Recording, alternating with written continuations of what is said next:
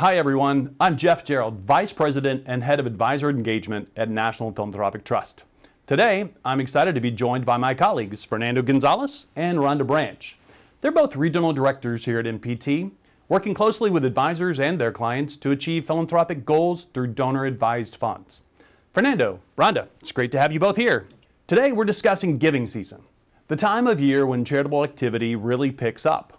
As advisors, we hold a privileged role in helping our clients find strategies that allow them to do even more for the causes they care about. Before we get into those strategies, let's start by discussing why charitable giving surges in that final months of the year. That's right, Jeff. The final months of the year sees the highest activity when it comes to giving. In December alone, nonprofits raise over 26% of their annual contributions during this time. And that's right. And when those charities are looking to meet their fiscal goals for the end of their year, they're appealing to their donors, just as many of us are. So as they are appealing to these donors, they're asking these donors, and these donors are now becoming more reactive. So they're reacting to this appeal, and therefore they start to think of charity a bit more. But we start to think of that looming tax deadline, December 31st. So for those philanthropic clients that are looking to fulfill their charitable giving, but they might also be looking for that tax benefit, that's the perfect time of year to keep that 12/31 deadline at the forefront of their mind, because 80% of these donors are being reactive philanthropically. With all this activity happening during the giving season, donor advised funds really stand out as a flexible and tax-efficient way for clients to give and enhance their charitable impact. By now, many of you already know how donor advised funds work, but to quickly recap, donors contribute assets such as cash, stock, or appreciated long-term capital gain property to the donor advised fund. Those assets are then invested and have the potential to grow tax-free. The donor can then recommend grants to the charity of their choice at the time of their choosing, and that's the benefit, is that they can separate the tax deduction from the ongoing support to the charitable causes they support. So let's dive into that a little bit. Fernando? Yeah, I think that really to hone in on where the opportunity is here, it really helps a donor and an advisor in this case to simplify a donor's giving. It allows for a donor to give an asset, whether that be cash or something more complex in nature, to one entity and then be able to separate that deduction and that gift from the actual grant making that they'll accomplish with the charities they would like to support eventually. So essentially giving one asset to a donor advised fund allows them to then choose different charities that they're going to be giving to over time and be able to time that in a different fashion rather than keeping that tax deadline in mind. That simplicity that's actually going to occur with the donor advised fund is occurring, and it provides one gift receipt for them, so they don't have to go hunting for the gift receipts on April 14th when they're trying to file their taxes. And essentially simplifying all of that, we at NPT are able then to take on all of the due diligence, the liquidation of that asset, the investment with the help of the advisors, and really working through that.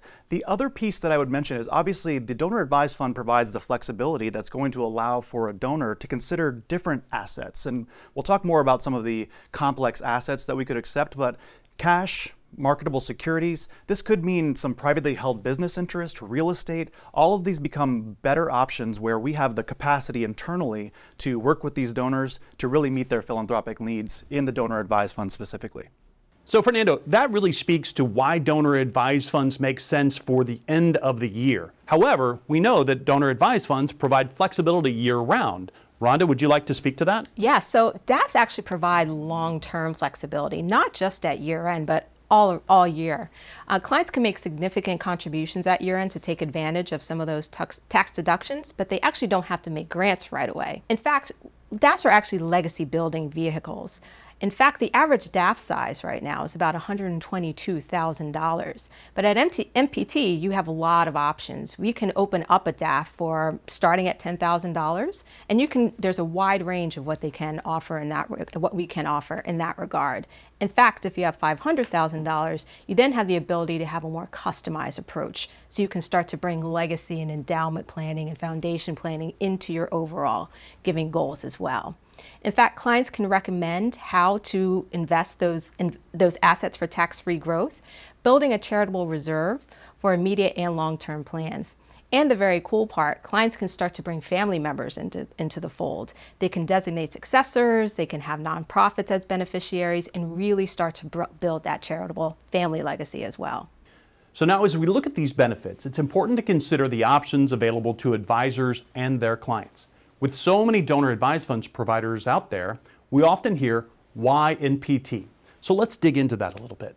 So NPT is an independent 501c3 public charity founded in 1996, born out of a family office. So that means we have 28 years of experience as an exclusive donor advised fund sponsor. We are currently the largest independent donor advised fund sponsor in the world, with $42.9 billion in assets inside the charity. That's capital that has been irrevocably contributed that can solely go to the benefit of nonprofit organizations throughout the world.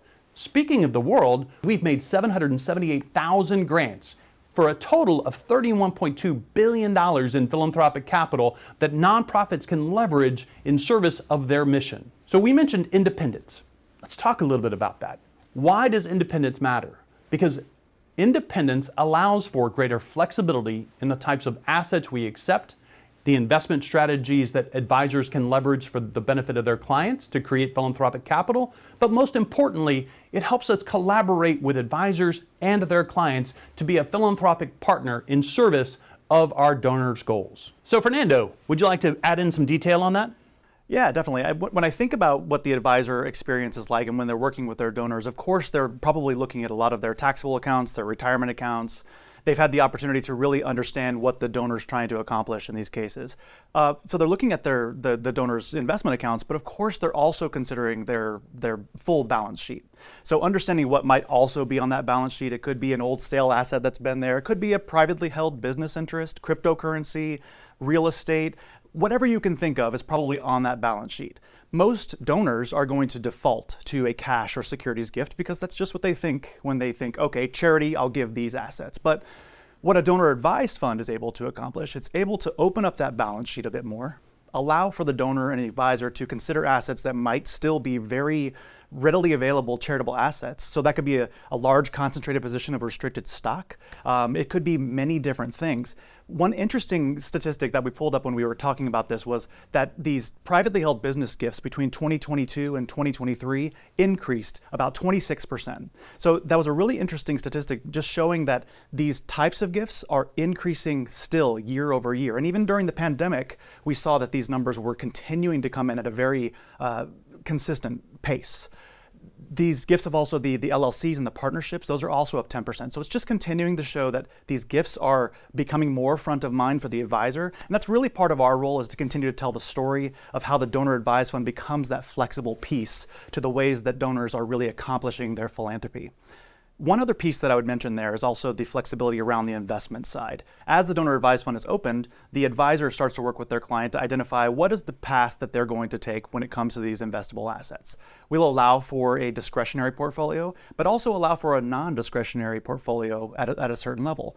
What interesting piece that comes out to that is that when we have a non-discretionary account and the donor might have a concentrated position that they would like to maintain, we will allow for that concentration up to 90% for a donor, which is a unique piece to NPT, up to 90% concentration of one particular asset, just allowing for that 10% sleeve for some grant making and for us to pull fees. So Rhonda, let's dig into grant making. Sure. Thank you, Jeff. So many of the donors that our advisors are working with are actually seeking a little bit more of a sophisticated solution to their philanthropic giving. And they also are seeking to expand their impact internationally, supporting causes that have specific stipulations or really focus on a specific area of interest for them. And so for those clients that are passionate about international causes, NPT can absolutely help extend their reach. We've actually facilitated grants in 72 countries. So to create a strategic lasting impact, we offer options like customized grant making, multi-year agreements, and challenge benchmarks. NPT also has a philanthropic consulting group, which provides deep dive research and can work directly with your clients and donors in order to find organizations that align with their values and their mission. One question I hear often from financial advisors is, okay, Jeff, who is my perfect donor advised fund? Who really needs to hear this story? Rhonda? Sure. So But quite simply, to kind of pull back, the ideal candidate is someone who is philanthropically inclined, right? Someone who is very, very dedicated to giving to causes that are important to them. And typically you see the DAF is very appropriate for them because it actually puts some structure around their philanthropic giving, which a lot of our clients and prospects are looking for. Some other keys to look for in terms of who the ideal candidate is as well. Look for clients that have large balance sheets or appreciated securities, those who would actually benefit from the tax benefits that you get from the DAF. Also consider high income or liquidity events like the sale of a business or an inheritance or a large bonus. Also, individuals who are approaching retirement may want to start to establish a charitable legacy, and the DAF is a very elegant solution for that. Lastly, also, and as I mentioned before, clients who really want to start to involve their family in philanthropy and start to have their charitable intentions go on and live on, the DAF is a perfect option for that as well. So what I heard you saying is someone who is philanthropic, Absolutely. experiencing a taxable event, who has either large appreciation in long-term capital gain assets, right? Yes. Wants to engage their family and would find value in a simple approach to what could be a complicated scenario. Did I get that right? That's it. Excellent. So Fernando, does that make you think of anyone in particular that you can share? I do. So I think back to last summer, kind of around this time, actually later in the summer, we had a client that came to us through a team out of DC. And this donor in particular, she had a large exit coming. She had built this business from the ground up, and she had a large exit that was going to be coming. And as we know with a lot of these business owners, a lot of their wealth has been tied up in their business for many, many years. This is entering a new phase of their lives. So they had these conversations with her around the planning elements, obviously, of this exit, and also just looking toward her future. And they started seeing all these flags that she was noting that she wanted to really support charity. She wanted to be philanthropic with this new phase of her life because she had always had, as I mentioned, the funds were tied up in the business. So now she's going to have a unique opportunity to build out a bit more of a strategy. But when you're thinking about that strategy, part of that is thinking about the now, this exit, what that's going to mean for her from a tax standpoint as well. So late last summer, we brought all the folks into the room to talk about the trusts that she might be forming, all of the different ways that she might be able to mitigate some of the taxation that she might have. And in this case, we decided that we were going to move toward some philanthropic vehicles. She was going to be opening a foundation. She was going to be opening a donor advised fund, specifically with these privately held shares, $50 million in December, $50 million in February to help mitigate this upcoming transaction that she had coming. So we were able to really meet the needs that she could have there to really create and maximize her charitable giving going forward with this, because she's going to avoid that capital gain on that piece that she's given to us as part of that charity, and then she's going to be able to maximize her giving in that space. So let's dig into a few of those details a little bit. So you mentioned that she's going to have a foundation and a donor advised fund. Yep. So when I contribute a private company to a foundation versus a donor advised fund, can you tell our audience a little bit about the difference there? Yeah, most definitely. And there's a huge difference there, especially for a founder or someone who's built this business from the ground up. They probably have a low, if not zero, basis in this business. So if they were to give those privately held shares into the donor advised fund, they're going to be afforded a fair market value deduction, which is what we would expect. If they're giving that same asset to a private foundation, they're only going to be afforded a cost basis deduction. And for that founder or someone who has a very low basis, a very stark difference there. Fernando, that's a fantastic example about how an advisor could leverage donor advised funds for the benefit of their client, really when they're trying to answer so many questions in the midst of what we all would recognize would be a complicated scenario. So let's broaden our lens just a moment and think about what are the opportunities that are happening right in front of us today. Maybe let's start with the significant appreciation in the market. Yeah. So when you think about that, some of the cases that we brought up today are really trying to identify where are these opportunities. And as you just mentioned, the market has had a huge run up this year. We've seen the record hit record high after record high, which is creating so many unique opportunities for an advisor and their client to look at the balance sheet, look at individual positions, and maybe even cherry pick some of those assets out of there to implement into their donor advised fund to avoid that gain, still get their tax deduction, and then affect the charities that they would like to support. Let's also think about some of the other ways that we've got some generational wealth. Just it continues to be a conversation that we're hearing more and more.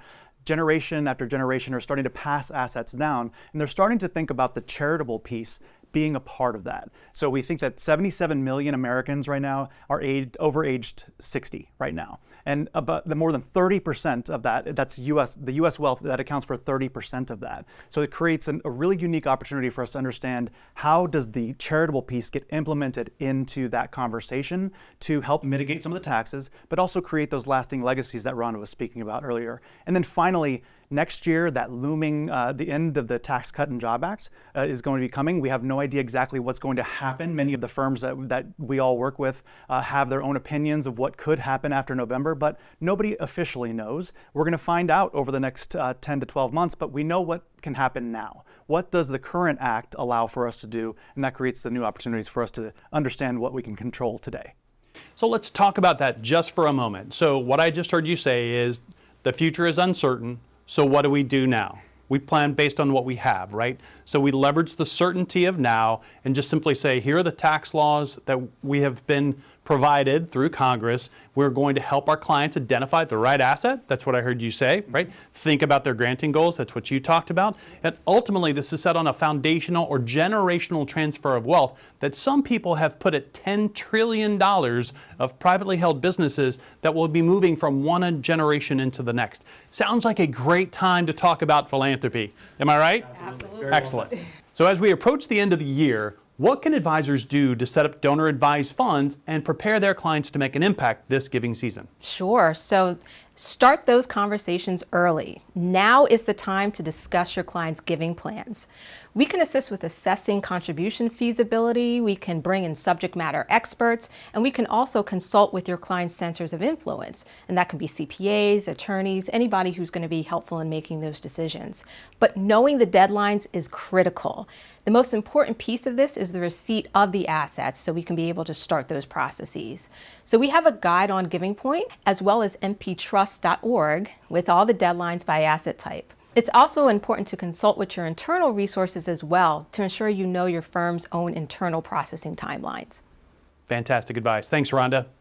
So thank you both so much for sharing your expertise. Rhonda, thank you very much for your contributions. Fernando, thank you for your insights. So it's clear that giving season offers unique opportunities for advisors and their philanthropic clients to maximize their philanthropic impact through donor-advised funds. As we wrap up, I encourage all of our listeners to start those important conversations with your clients today about their charitable giving plans. With the deadlines approaching and the potential for significant tax advantages, now is the time to explore how a donor-advised fund could enhance your clients' charitable strategies. Remember, at National Philanthropic Trust, we're here to support you and your clients in achieving their philanthropic goals. Whether you need guidance on donor-advised funds, assistance with private company stock, or even identifying impactful charitable organizations, our team is ready to help. So thank you, all of you. We look forward to continuing this conversation and helping you navigate the giving season ahead successfully and, most importantly, to the benefit of nonprofits throughout the world.